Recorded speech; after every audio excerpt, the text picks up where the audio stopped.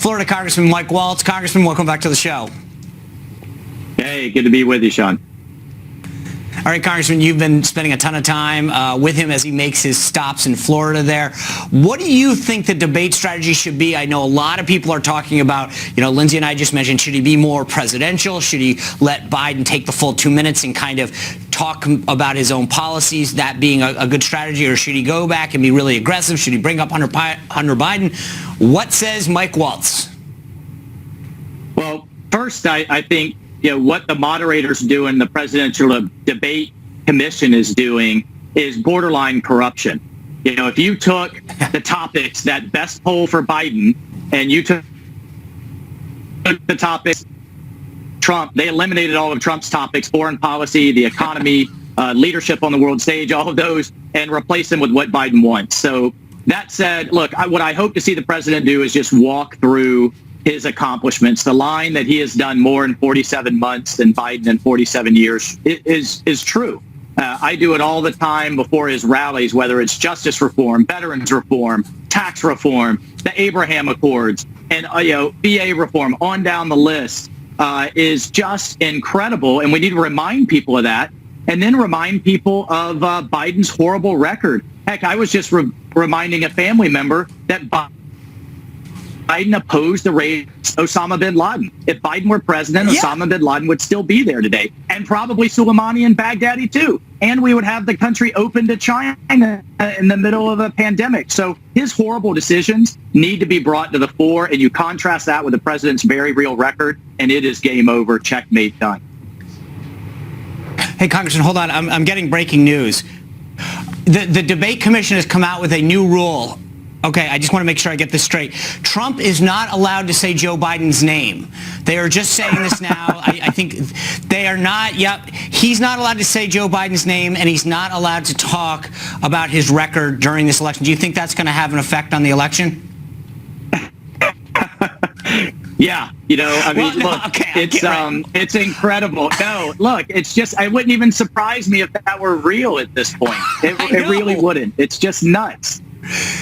But you mentioned that you listed off the first of all, I want to say your advice is spot on. List all those things and you can keep going. The Abraham Accord, pulling out of the Iran agreement, all the things that he's done. Stay focused on the agenda. But I think it's amazing. Yesterday we saw the Director of National Intelligence and the Director of the FBI saying that both Iran and Russia are seeking to influence this election, and yet the moderator isn't putting foreign policy as one of the issues. How nuts is that? Well, just the fact that Iran is so desperate, they desperately want Biden back in. They know he'll go back to appeasement, go back to sending them pallets of cash, and doing little about their support for terrorism all over the world, backing away from Israel. Of course, Biden wants him there. Of course, Israel wants Biden.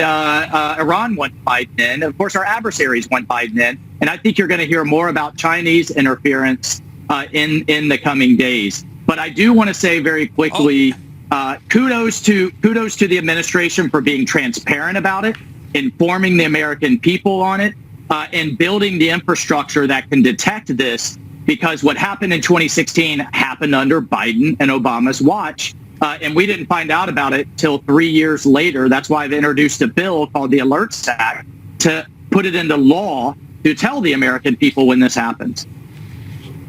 Good for you. Yeah, I agree with you 100%. It's amazing. But I usually wait until the New York Times tells us what the intelligence landscape looks like, because, as you know, they know more than the director of the FBI and the director of national intelligence. According to them, when it comes to Hunter Biden, they seem to know more than everybody else.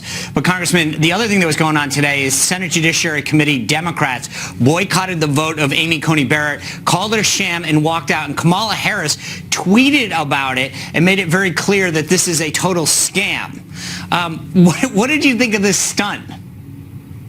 Yeah, well, it's just par for the course. The thing that also didn't get mentioned yesterday is they also blocked an extension of the PPP program, right? There's $135 billion sitting there unspent while businesses go out of commission forever, and all they have to do is say, yes, you can have access to that money again, and they purposefully blocked it because they're taking an all-or-nothing approach, my way or the highway. the progressive agenda rules. And listen, Amy Coney Barrett got more and more popular every single day she was up on that television screen. She nailed it. She nailed the landing.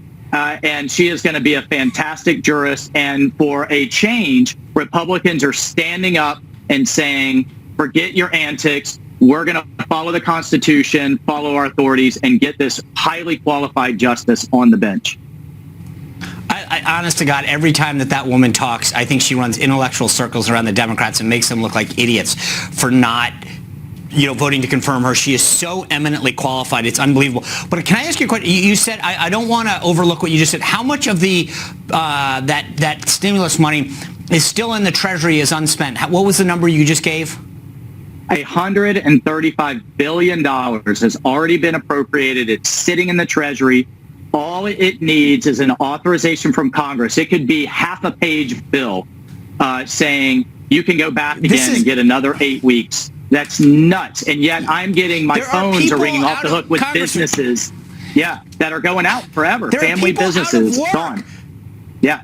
There are people out of work. You guys have already appropriated the money. This is insane. Nancy Pelosi, people have to understand that. This isn't even new money. It's already been appropriated. It's sitting in the Treasury, but the time clock ran out, folks. This is insane what Pelosi is doing. People are out of work.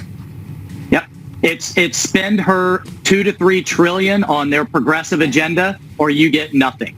That's essentially what she's saying to the American people. My way or the highway, 100% or nothing at all. And it's just... it's not even my way or the highway. It's my way or pull... Yeah, it's my way or pull off the highway because you can't afford gas, right? Yeah. My way or pull off the highway. You can't afford your gas payment. You can't afford your car payment. Congressman, before I let you go, we're out of time, and I apologize for this. Florida's got 29 electoral votes. I don't see any way that Donald Trump gets a second term without carrying Florida. You've been out there on the trail, opening up his rallies with him all over the state. Florida, 29 electoral votes. He keeps them, yes or no? Oh, he keeps them.